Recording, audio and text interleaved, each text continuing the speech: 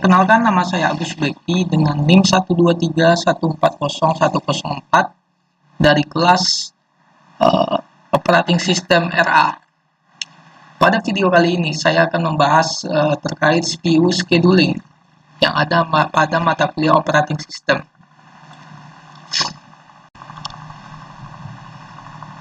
Pada video kali ini terdapat outline. Yang pertama ada pengertian dari CPU scheduling, terus ada algoritma CPU scheduling, terus pembahasan algoritma, terus perbandingan dari algoritma yang kita bahas. Langsung saja, yang pertama yaitu pengertian CPU scheduling. CPU scheduling adalah konsep dasar dalam sistem operasi agar proses berjalan dengan efisien dengan cara mengatur proses-proses mendapatkan giliran untuk dieksekusi pada CPU. Simpelnya, CPU scheduling ini adalah yang mengatur giliran untuk eksekusi pada CPU agar efisien. Terus terdapat algoritma pada scheduling. Dan pada video kali ini hanya membahas dua algoritma saja, yaitu FCFS dan round robin.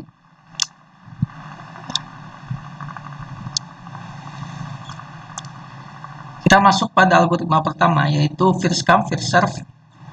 Sesuai namanya, yaitu siapa duluan yang datang, dia yang bakal dilayani pertama. Jadi kita bisa analogikan proses ini sebagai pelanggan yang mana dia meminta untuk dilayani. Karena dia datang pertama, otomatis dia akan dilayani yang pertama, yaitu proses yang pertama meminta CPU adalah yang pertama mendapatkan CPU. Terus ketika ada pelanggan lain yang datang, otomatis dia akan dipindahkan ke tile dari queue atau antrian belakang. Terus FCFS ini bersifat non preemptive, yang mana berarti dia tidak bisa untuk diinterupsi. Jadi ketika sebuah proses dieksekusi di CPU, dia tidak akan bisa beralih ke proses lain sampai proses yang sedang dieksekusi selesai. Yang kedua, algoritma round robin. Konsep dasarnya itu algoritma yang menggunakan konsep time sharing, mirip dengan FCFS, tapi bersifat preemptive. Jadi dia dapat diinterupsi. Terus dia menggunakan time quantum. Untuk konsep dasarnya ini agak sulit untuk dianalogikan, mungkin langsung masuk ke pembahasan saja. Pada pembahasan kali ini kita diberikan contoh soal, yaitu sebuah tabel. Terdapat pada tabel itu terdapat 5 proses yang pada tiap prosesnya memiliki arrival time dan burst time. Pada proses 1 terdapat arrival time-nya itu 0 milisecond dan burst time-nya itu 10 milisecond, dan terdapat nilai prioritas. Tapi pada video kali ini, pada algoritma yang kita bahas kali ini, kita dapat mengabaikan nilai prioritas karena nilai prioritas tidak dihitungkan dalam algoritma kali ini. Jadi dengan catatan di sini, untuk algoritma round robin gunakan time quantum 3 milisecond. Langsung saja kita coba ke ini berikut gancar ya dari algoritma FCFS, yang mana yang datang duluan bakal dilayani duluan atau diproses duluan. Jadi bisa dilihat di sini arrival time dari P1 yaitu 0, otomatis yang datang pertama adalah P1. Jadi karena P1 datang duluan, dia akan diproses selama 10 detik, yaitu burst time-nya dengan 10 milisecond. Satu diproses, dieksekusi hingga 10 milisecond. Walaupun pada milisecond kedua P2 sudah ready, dia tetap mengeksekusi P1 dikarenakan sifatnya yang non preemptive tadi. Jadi dia tidak bisa diinterupsi. Jadi otomatis P1 akan dieksekusi sampai selesai, lalu baru P2 karena dia datang duluan ya dari P3, P4 dan P5. P2 lanjut P3, P1 diproses sampai 10 milisecond, P2 yaitu dengan burst time-nya 5, otomatis 10 ditambah 5 yaitu sampai 15 milisecond, P3 dengan burst time-nya 8, Jadi dari 15 di eksekusi selama 8 milisecond menjadi 23 milisecond dan seterusnya. Mungkin selanjutnya kita akan melihat bagaimana animasi dari gancarnya dari algoritma first come dan first serve ini.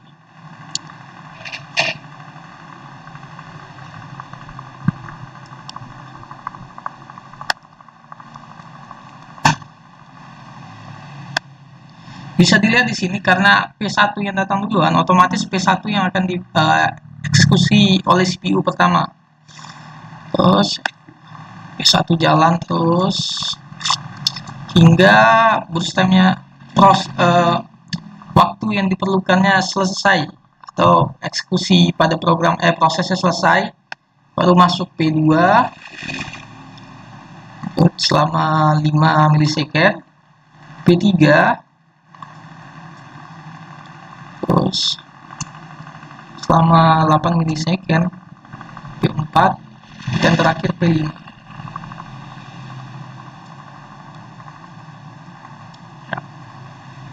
Mungkin begitu animasi dari gancar dari FCFS ya. Dari gancar ini kita bisa mendapatkan nilai dari completion time, yaitu yang mana completion time itu yaitu waktu yang diperlukan untuk sebuah proses diselesaikan oleh CPU. Saja kita lihat di sini. Di sini bisa kita lihat bahwa P1 selesai pada waktu 10 milisecond, yaitu otomatis nilai dari completion time dari P1 yaitu 10 milisecond. Sini kita masukkan seterusnya yaitu P2 selesainya di 15 milisecond. P2 dengan 15 milisecond. Terus P3 23, P4 26 dan P5 32. Dari nilai completion time ini kita sudah bisa menghitung nilai waiting time dan turnaround time-nya. Yang mana rumus untuk menghitung waiting time dan turnaround time-nya itu, pertama waiting time. Rumusnya yaitu completion time dikurang arrive time dikurang burst time. Dan untuk turnaround time, rumusnya yaitu completion time dikurang arrive time. Jadi dari nilai tadi tinggal kita masukkan ke dalam rumus hingga kita bisa mendapatkan nilai seperti ini, yang mana 10 dikurang 0 terus dikurang 10 sesuai dengan rumus waiting time tadi jadi 0, terus 8 didapatkan dari 15 dikurang 2 dikurang 5 yaitu 8, dan turnaround time nya tadi yaitu rumusnya yaitu CT dikurang AT terus 10 dikurang 0, berarti turnaround time-nya 10, terus 15 dikurang 2, jadi 13. Setelah mendapatkan nilai waiting time dan turnaround time-nya tadi, kita sudah bisa menghitung rata-rata dari waiting time dan turnaround time-nya sendiri. Dengan cara menjumlahkan semua nilai waiting time-nya dari proses 1 hingga proses 5, lalu membagi dengan banyaknya proses. Begitu juga dengan turnaround time. Jadi setelah menghitung rata-ratanya didapatkan yaitu rata-rata waiting time-nya itu 10,8 milisecond dan rata-rata turnaround time-nya itu 17,2 milisecond. Namun ini yang akan menjadi nilai akhirnya. Setelah ini kita lanjut ke strategi algoritma kedua, yang algoritma kedua yaitu round robin. Ini gancarnya ya. Jadi P1 datang duluan. Jadi round robin ini mirip dengan FCFS, jadi sesuai urutan. Tetapi dengan batas waktu time kuantumnya 3 milisecond. Jadi setiap proses akan diproses selama 3 milisecond secara bergiliran sesuai dengan kedatangan dari proses-proses tersebut. Jadi karena P1 datang duluan, otomatis dia akan diproses selama 3 milisecond. Terus P2 ready di milisecond kedua, P2 duluan, terus P2 diproses selama 3 milisecond.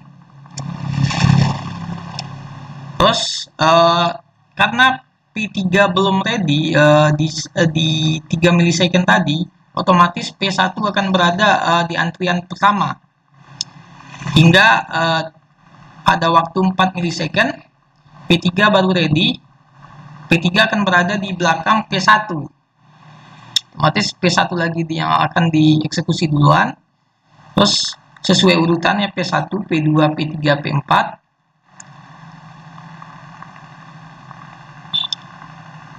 Dan seterusnya.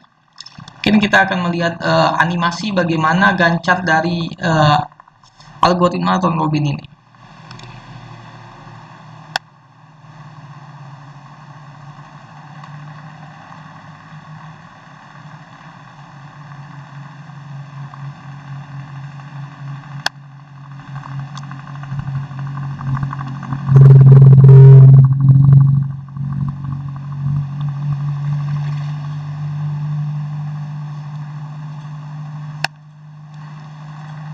Bisa dilihat sini proses mana yang sedang ready, yaitu P1 dan P3. Di saat P2 dieksekusi, bisa dilihat P1 dan P3-nya sedang ready atau sedang menunggu untuk mendapatkan CPU.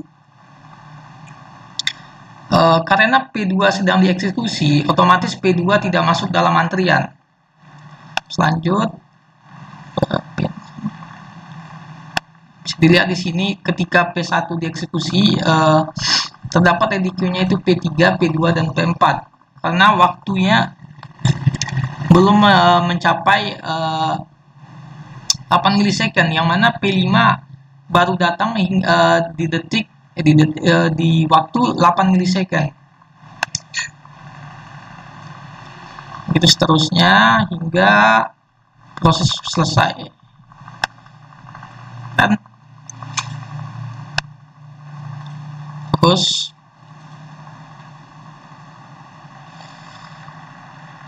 P5, lanjut lagi P3, P1, P5 lagi, dan P3. Di sini kita bisa melihat berapa lama waktu yang dibutuhkan untuk CPU mengeksekusi proses yang ada. Di sini P1 diawali dengan eksekusi pertama yaitu 3 milisecond, berarti 10 dikurang 3 sisa 7, terus dieksekusi lagi di sini dari 6 ke 9, jadi 7 kurang 3 lagi sisa 4, terus dieksekusi lagi 3 lagi sisa 1, dan di sini sisa 1. Jadi time kuantumnya hanya digunakan 1. Jadi setelah proses selesai, CPU langsung berpindah ke proses lain, walaupun time kuantumnya belum selesai atau belum sampai pada batasnya, agar CPU tidak mengalami yang namanya idle atau nganggur, nggak kerja.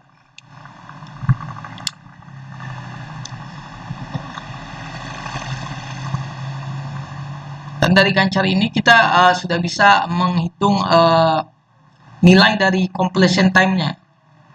Jadi kita lihat proses 1 itu memiliki completion time-nya yaitu 27. Bisa dilihat di sini bahwa proses 1 selesai pada 27 milisecond. Terus P2-nya selesai di 11 milisecond. Dan P3-nya selesai di 32 milisecond. P4-nya selesai di 17 milisecond. Ini P4. Dan P5-nya 30 milisecond. Dan dari sini tadi kita bisa menghitung waiting time dan turnaround time-nya. Seperti pada algoritma FCFS tadi dengan rumus yang sama. Jadi, setelah melakukan perhitungan tadi ya, yaitu 27 dikurang 0 dikurang 10 itu 17 waiting time-nya. Turnaround time-nya itu 27 dikurang 0 yaitu tetap 27. Dan begitu seterusnya. Setelah mendapatkan nilai waiting time dan turnaround time ini, kita menghitung rata-ratanya seperti algoritma FCFS tadi. Itu dengan cara menjumlahkan semua nilai dari proses 1 hingga proses 5 terus dibagi banyaknya proses. Jadi didapat di sini rata-rata waiting time-nya. Yang pertama yaitu rata-rata waiting time-nya dari proses 1 hingga proses 5 yaitu 13 milisecond. Terus rata-rata turnaround time-nya ada 19,4 milisecond.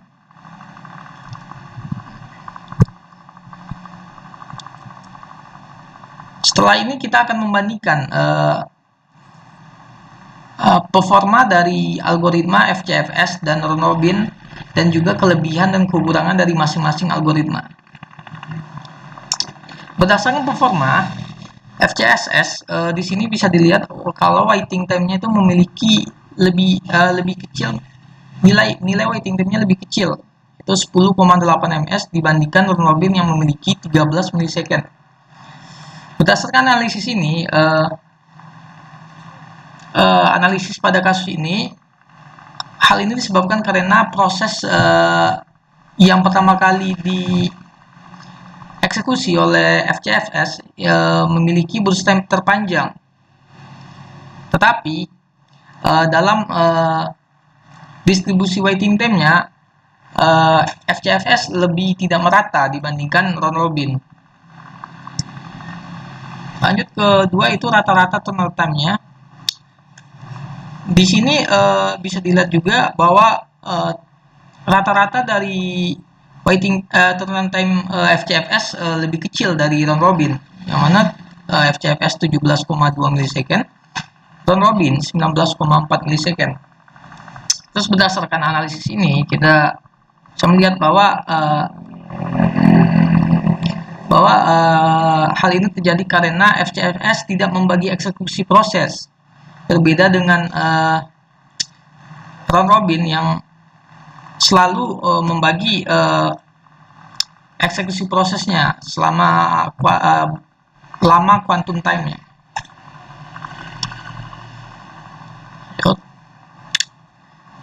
Berdasarkan distribusi waiting time-nya, bisa dilihat bahwa waiting time dari FCFS itu sangat bervariasi besar, yaitu P1-nya itu 0, P5-nya 18, dan itu sangat jauh sekali ya, dari 0 dibanding 18.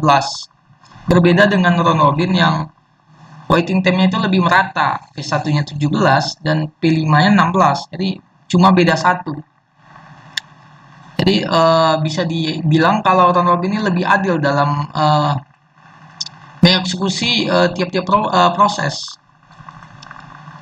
Lanjut kita akan membahas kelebihan dari kedua algoritma tadi dari FCFS.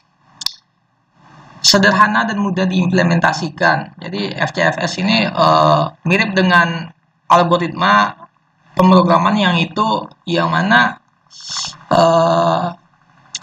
first in first out pada queue. Terus tidak ada overhead context switching. Overhead context switching ini adalah di mana CPU CPU melakukan switch atau perpindahan eksekusi dari proses-proses secara cepat, sehingga jika diteruskan akan terjadi yang namanya overhead. Dan juga FCFS ini cocok untuk sistem batch di mana proses dieksekusi secara berurutan tanpa interupsi. Untuk round robin sendiri memiliki kelebihan, yaitu adil untuk semua proses karena setiap proses akan mendapat giliran untuk dieksekusi sesuai dengan quantum time-nya. Terus ada responsif ya, karena dia tidak harus menunggu lama untuk mendapatkan CPU. Terus cocok untuk sistem time sharing di mana banyak pengguna atau proses berjalan bersamaan. Terus kita akan membahas kekurangan dari masing-masing algoritma. Kekurangan dari FCFS ini yaitu ada convey effect. Convey effect ini yaitu efek yang mana ketika sebuah proses misalnya proses 1 dieksekusi dengan burst time yang sangat lama, otomatis proses-proses yang di belakangnya akan menunggu sangat lama walaupun dengan burst time-nya yang kecil. Dia akan seperti konvoy ya di belakang menunggu proses 1 itu untuk selesai karena sangat lama burst time-nya. terus tidak responsif. Karena FCS ini harus menunggu dulu proses yang dieksekusi selesai baru berpindah ke proses lain, maka ini tidak dianggap responsif. Tidak cocok untuk sistem interaktif. Jadi sesuai karena dia tidak bisa context switching, makanya dia tidak sesuai untuk sistem interaktif. Terus algoritma round robin rentan terkena yang namanya overhead context switching, yang mana yang tadi sudah saya jelaskan bahwa context switchingnya itu dimana CPU melakukan perpindahan eksekusi pada tiap-tiap proses secara cepat, yang hingga jika quantum time-nya kecil, otomatis dia akan berpindah sangat cepat sehingga terjadinya namanya overhead. Jadi nama terciptanya yang namanya overhead context switching. Terus performa tergantung pada time quantum. Jadi jika time quantumnya besar, otomatis proses yang dieksekusi akan cepat selesai tanpa banyaknya context switching. Dan jika time quantumnya kecil, otomatis bakal rentan terkenanya overhead context switching tadi. Terus kompleksitas lebih tinggi karena perlu mengelola antrian dan time quantum. Jadi untuk algoritma ini lebih kompleks karena banyaknya kebutuhan yang harus diimplementasikan dalam algoritma ini. Jadi mungkin sekian penjelasan saya terkait algoritma FCFS dan round robin. Saya tutup. Assalamualaikum warahmatullahi wabarakatuh.